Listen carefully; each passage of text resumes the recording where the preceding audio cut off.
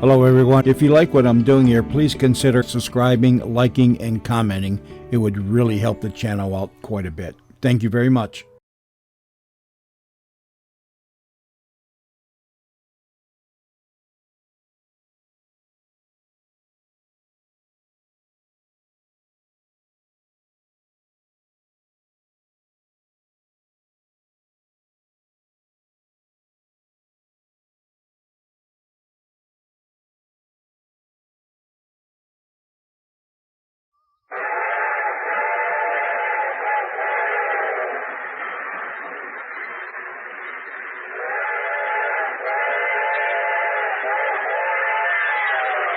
Pillsbury Snow Sheen Cake Flour brings you Grand Central Station.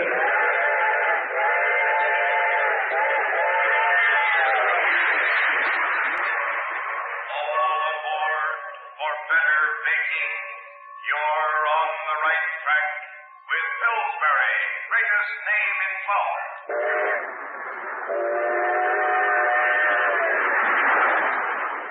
As a bullet seeks its target, shining rails in every part of our great country are aimed at Grand Central Station, heart of the nation's greatest city.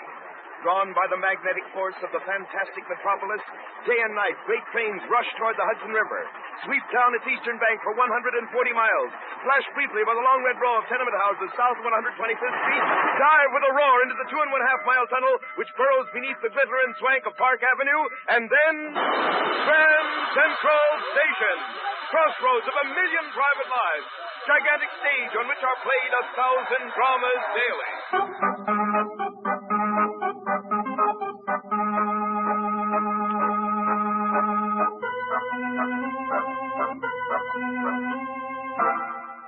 A great poet once asked, "What is there in thee, moon, that thou shouldst move my heart so potently?"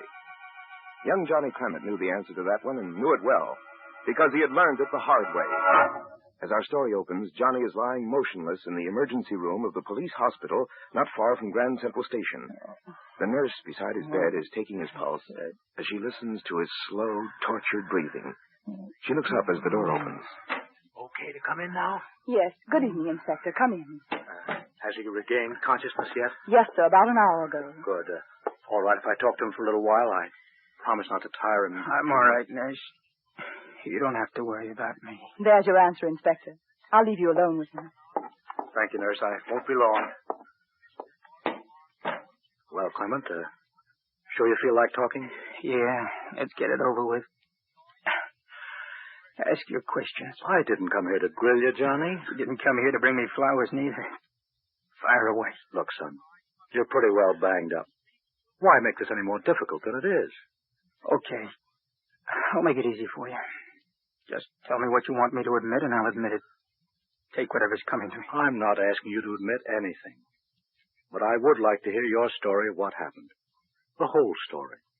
From the very beginning. Okay. If that's what you want, I'll try and give it to you. As you already know, I'm just a small-town kid. A hick with big city ideas. Yeah. I had a lot of big ideas. Like making $1 million, sitting in a fancy office, and stuff like that. I guess that part of it started after I met Ruth.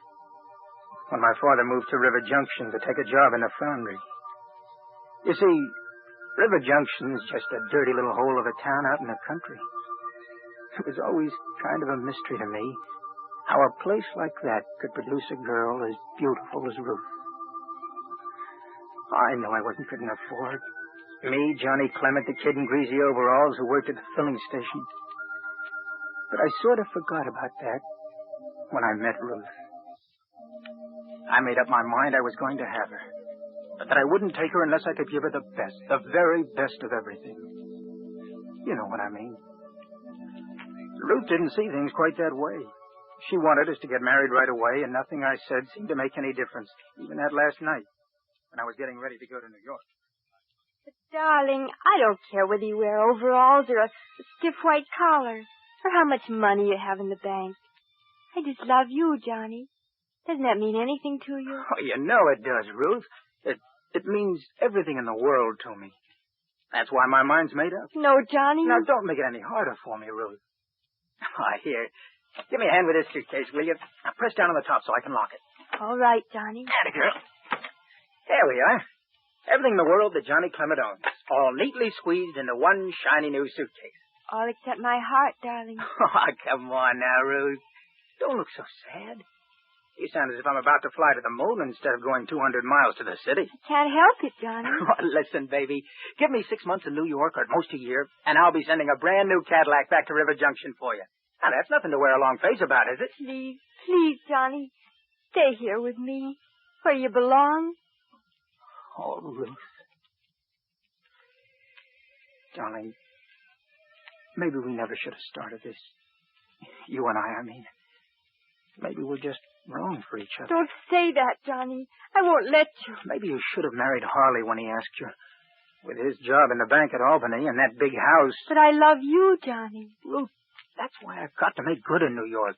Now, just give me a few months there, maybe a year, and I'll be able to buy and sell guys like Harley Wholesale in gross lots. You frighten me when you talk like that. Oh, Ruth. Well, it's getting near time for the train. Come on, baby. Walk a little way toward the station with me.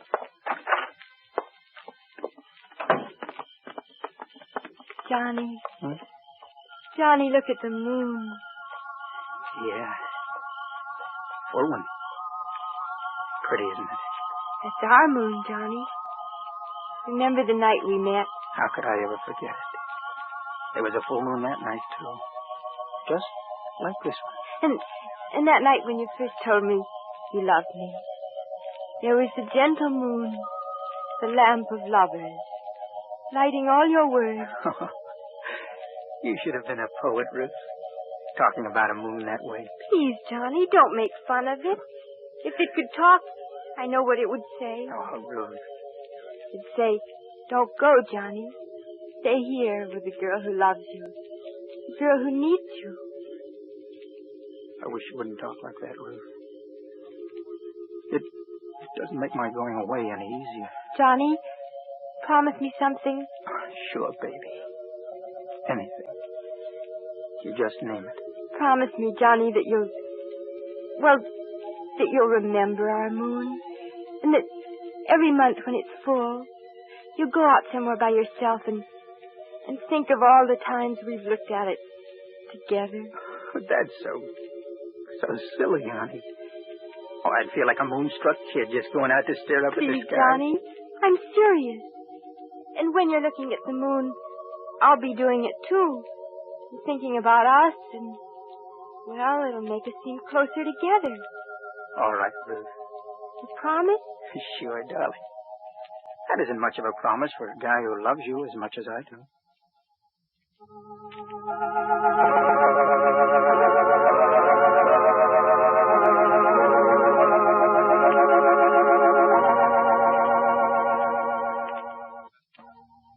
In a few seconds, we'll return to our Grand Central Station drama, sponsored by Pillsbury, greatest name in flour.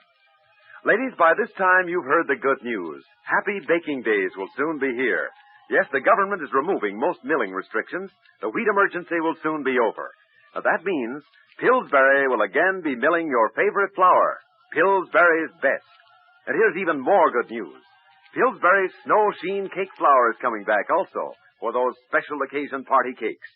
Of course, it'll be several weeks before Pillsbury's best reaches your grocer.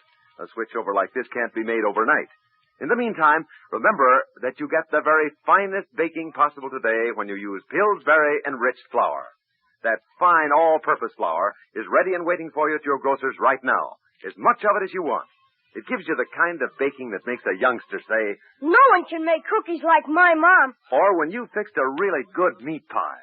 Could I please have some more of the crust this time? Ladies, that's what keeps on happening when you bake with Pillsbury flour. And it's far from a secret, that baking success with Pillsbury flour. More and more good cooks today are switching to this carefully milled all-purpose flour. There have been times when your grocer couldn't always fill your order for as much Pillsbury flour as you asked him for. Pillsbury just couldn't seem to keep up with the demand. Listen, here again is evidence of the demand for baking with Pillsbury flour. Gee, Mom, can't you make some more of those swell biscuits? Yes, you no longer have to keep your family waiting for real baked treats fresh from your oven.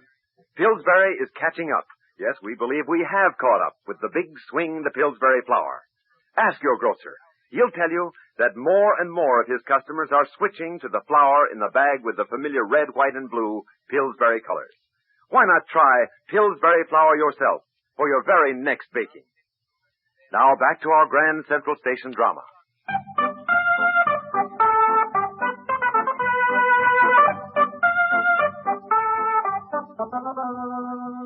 For the first couple of months after I landed in New York, I remembered that promise to Ruth. And boy, was I a sucker for any song about the moon. Moonlight and roses on a hurdy-gurdy.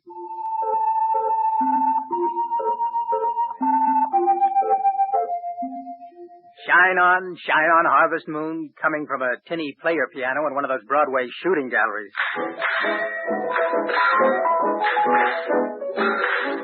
Oh, the moonlight spare the night along the Wabash over the radio.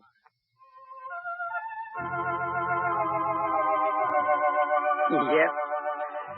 Didn't matter what the words said. To me, they meant only one thing. Ruth. But when I looked up at the sky for that gentle moon, that lamp of lovers that she used to talk about, well, all I could see was lots of tall buildings stretching up in a glow of bright lights that misted up the whole night sky. No moon, no stars, almost no sky. So, little by little, the promise slipped farther and farther into the back of my mind, while I walked the soles right off my shoes looking for a big-paying job. The one I finally got was driving a truck along the docks for $32.50 a week. It wasn't long after that I met Tony Maruti. I was standing by my truck waiting for it to be loaded when he came up to me. He had on a gray suit, gray hat, gray suede shoes. Everything matched. He even wore a sneer on his mouth to match his small, sharp face. Hello, Johnny. You are Johnny Clement, aren't you? That's right. How'd you know? It's part of my business to know the names of men we're, shall we say, interested in. I don't know why anybody in New York should be interested in me. Who are you? Maruti's my name. Tony Maruti. Yeah? What's on your mind, Mr. Maruti? Oh, nothing in particular. I just wanted to talk to you. Like your job, Johnny? What do you think? I'd venture a guess and say you didn't. Not enough money. Listen, mister. I don't know your racket, but I was only thinking that you might welcome an opportunity to supplement your income. After all, Johnny, you're not really a truck driver. You're a man who should be making real money. And what do you suggest I do about it? Well, now, this is no place to talk business, since what I want to say is in strictest confidence. Go right ahead. There's no one around here listening to you, except me. All right. Here's my proposition. Occasionally, a ship is unloaded here carrying cargo that my organization requires in its business. Such as what, for instance? Well, such as certain fabrics shipped over from England. Thinking of replenishing your stock of gray tweed suits? I see what you mean. Pretty good. And now I see what you mean. And it's not so good. The answer, Mr. Maruti, is no. But, Johnny... You heard me. I may need money, but not that kind. You don't understand. Your job be very simple. All you have to do is drive your truck out of the city to a place where we can meet you. I said I'm not interested. Not even for a cut of, say, $2,000? Not even for 10 times that much. Now get out of here before someone has to carry you. I thought you were a lot smarter than that, Johnny. All right. So do you. I'm dumb. Now get going. All right, Johnny. Don't get sore. Here's a card with an address where you can reach me. You know, just in case. Weeks went by. Long, hard weeks. Then months. And I was getting no closer to realizing those fancy dreams I'd spouted to Ruth before I left River Junction. After a while, I got so discouraged that it hurt me even to write to her. So I wrote less and less frequently until finally I wasn't writing to her at all. Then one day, a letter came. Ruth's writing was on the envelope, but it wasn't her stationery. And when I opened it, I saw it wasn't even a letter. Mr. and Mrs. Roger Adams request the honor of your presence at the marriage of their daughter Ruth to Mr. Harley Higgins. Marriage of their daughter Ruth? Marriage of their daughter Ruth? Marriage? Ruth!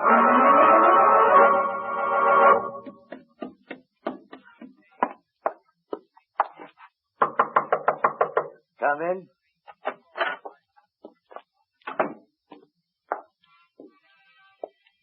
Well, Mr. Johnny Clement, isn't it? Yeah, it's me, Mr. Maruti. Sit down. Cigarette? No, thanks. Well, I guess you know why I'm here. You've changed your mind. Yeah, I changed my mind. I'm ready for that job now. Good, Johnny. Good. Tell me, what made you change? That's none of your business, Maruti. I've decided to work for you. That's all you need to know. I'm sorry, Johnny. Let's forget I ever asked you, okay? Okay. And I'll do that dock job for the $2,000 you promised me. And any other jobs you got. I don't care whether it's honest or not. Or dangerous. If there's money in it, I'll do it, see? Anything, anytime. You're looking at a new and different Johnny Clement. You know, Johnny, I had a hunch you'd be coming up to see me one of these days. Here. Let's drink to the new Johnny Clement. Thanks just the same, but I don't drink. And never mind your hunches. Just tell me what I have to do. Sure, Johnny. Here's the setup. A week from tonight, a ship will tie up at your dock. Yeah? Part of the cargo will be woolen goods from Scotland and England. High-grade stuff worth $20 a yard. Especially now with a clothing shortage. Go on. Those big export crates will be jammed to the lid with bolts and bolts of the stuff. We want to get them, and with your help, we can. How? Well, you've been hauling in and out of the pier for months, so nobody will suspect you of anything. Besides which, you have papers to prove you're the driver for the forwarding company. Okay. Then what? After the custom guard okays your load, drive out the gate as usual. Then turn left and follow the river for 4 blocks. On the corner by the Esso gas station, a guy in a brown suit will give you the thumb business, you know, like a hitchhiker. You pick him up. Hey, I thought I was going to handle this job by myself. Well, now, it's not that we don't trust you, Johnny. We just hate to have you get lost or take a wrong turn. Okay. So I pick up the hitchhiker. And what? Then you drive north on Broadway out of town. Along the route I'll plot on a map for you. About 22 miles out, there's a dirt road leading off to the right. We'll be parked on North Broadway in a black Chrysler sedan just before you get to the road, so you'll know where to turn. As soon as you swing off Broadway, about a couple of 100 feet, switch your lights off, and we'll pull in after you. To relieve me of the load? You're catching on fast, John. And the payoff. When do I get that? As soon as you deliver the goods. Oh, don't worry, my friend. You'll get everything that's coming to you.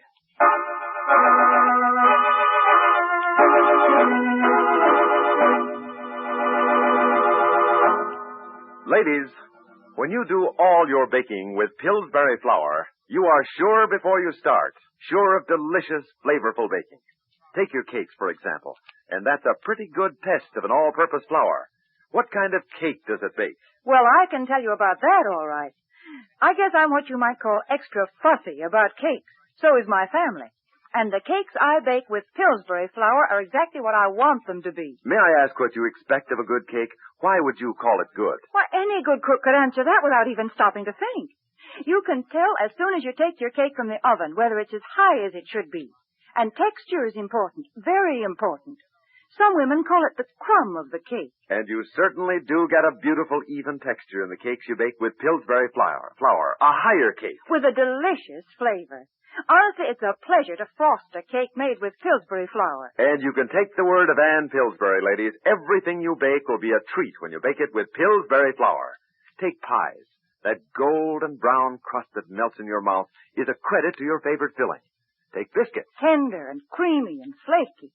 I just can't seem to bake enough biscuits for that family of mine. Cookies, too. The cookies you bake with Pillsbury flour, well, you'll almost have to put a padlock on that cookie jar. And here's another thing about Pillsbury flour. Now, I've always liked to use my own recipes for just about everything I bake. But some of Ann Pillsbury's recipes, the ones I find in every bag of Pillsbury flour, you just can't have any better baking luck than I've had with those special recipes. Use Ann Pillsbury's recipes. Use your own, your mother's, your daughter's, your neighbor's. With any of them, use Pillsbury flour and you'll notice a difference in your baking. And now, back to our Grand Central Station drama sponsored by Pillsbury, greatest name in flour.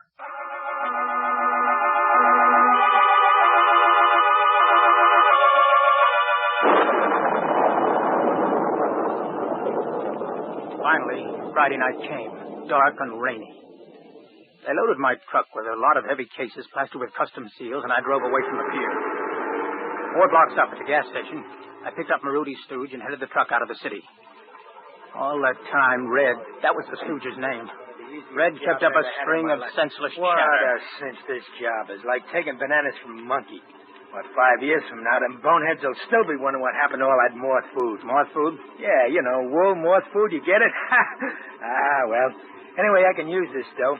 Think maybe I'll take me one of them airplane trips to Paris or somewhere. Hey, what are you going to do with your split? Boy, that's some thunder. Hey, didn't you hear what I asked you? Huh? What's the matter with you, Bud? You ain't even listening. I'm getting paid to drive a truck.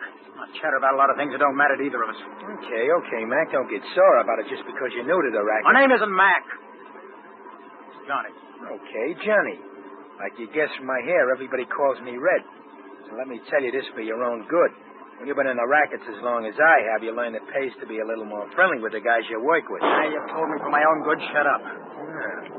Certain people I know are sure getting touchy around here. I said shut up. When you're riding with me, you do as I tell you, understand? Looks like the thunder shower's blowing over. It's beginning to clear up towards the east there. Yeah? Yeah, gonna be a nice night after all. Hey, look. And what? The sky, stupid. The moon, you see it? Yeah. Yeah, I see it. A full moon. Gee, sure is pretty. The sight of that moon hanging in the sky was as big a shock to me as if I'd suddenly seen Ruth sitting on the seat beside me.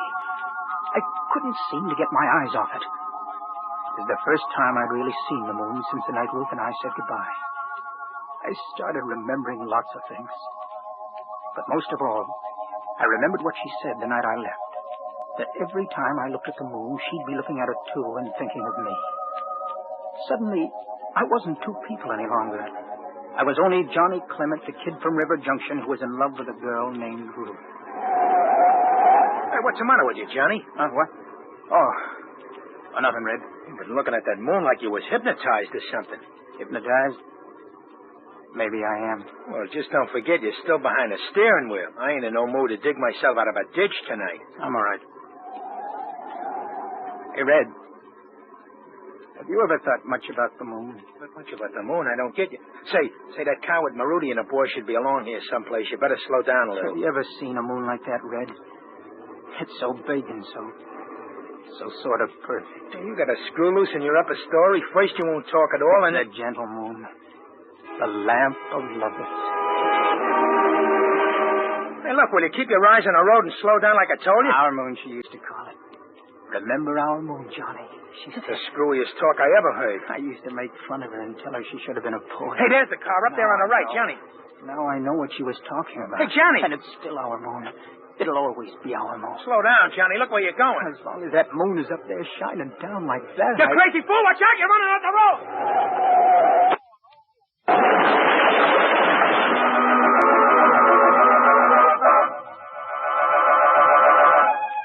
Red was right. I was hypnotized.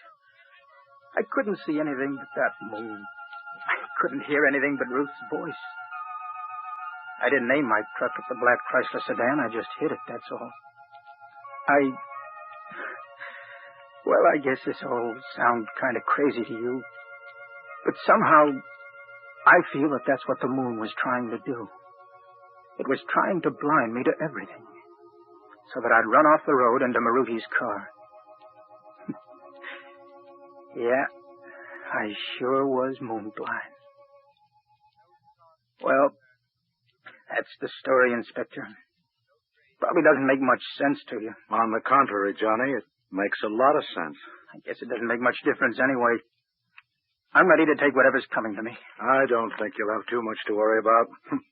When you hit that car and pinned it in the ditch with your truck, we were able to make a clean haul of cement we've been trying to get our hands on for a long time. Yeah, and me too. I was part of that gang. I don't think you really were, Johnny, but it'll be up to the judge to decide about that. Right now, the charge against you is reckless driving. Now, if you'll excuse me for a moment, Johnny, I want to step out in the hall and check up on something. Johnny. Ruth. Ruth. What are you doing here? Oh, Johnny, darling. Johnny. But, Ruth, I don't understand. Everything's all right now. What do you mean, everything's all right? I mean, I'm never going to leave you again, Johnny. Not if you still want me. You do, don't you? Oh, Ruth. Of course I do. You're engaged. You're going to marry Harley. No, Johnny. It's you I'm going to marry. I'm all mixed up. What about that other wedding? It's called off, Johnny. Called off? What happened? Well, it was last night. There was a full moon. Yes. Yes, I know. I was waiting for Harley to come for me, and while I was waiting, I went outside to look at the moon. Yes, Ruth. And I had the strangest feeling, Johnny. I can't explain it, but for the first time since you left, I thought you were looking at the moon, too. You must have known, darling. And I started to walk, slowly, like we used to, thinking it was the gentle moon, the lamp of lovers. And, well, I guess I forgot how late it was getting. It was as if you were hypnotized. Yes, that's it. And when I finally remembered to go back to the house, Harley'd been waiting for over an hour. Did you tell him what had happened? Yes, but he wouldn't listen to me. He was furious. Said he couldn't understand how anyone could spend so much time just staring at the moon. And then, we said lots of things to each other, and so here I am, darling. And you really broke your engagement to Harley? Mm-hmm. We both decided we'd made a mistake, and that it was a good thing it wasn't too late to fix it. Here, let me move your bed over to the window. Ruth. Ruth, what are you doing? What's this all about? There. Now look out. What do you see? Ruth. Darling. It's the moon. Our moon. Yes, Johnny. The gentle moon. The lamp of lovers.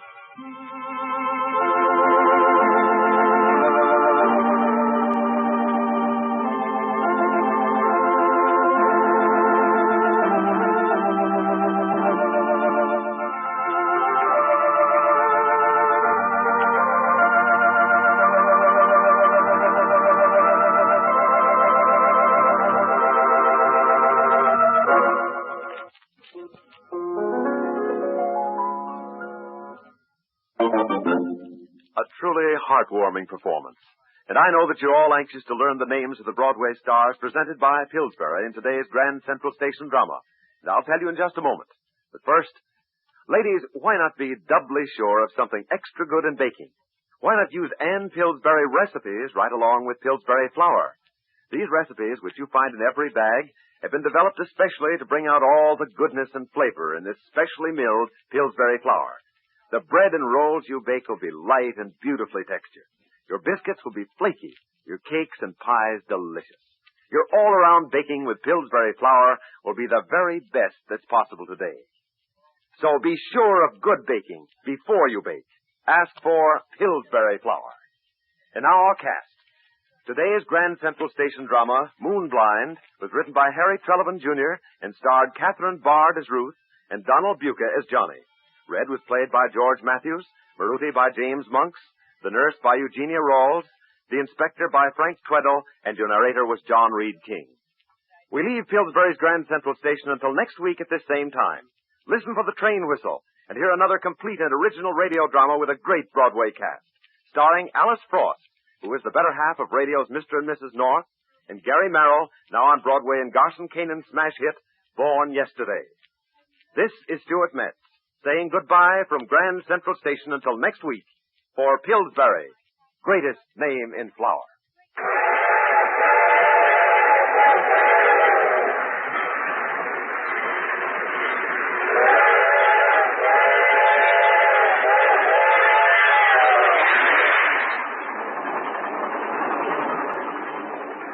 This is CBS, the Columbia Broadcasting System.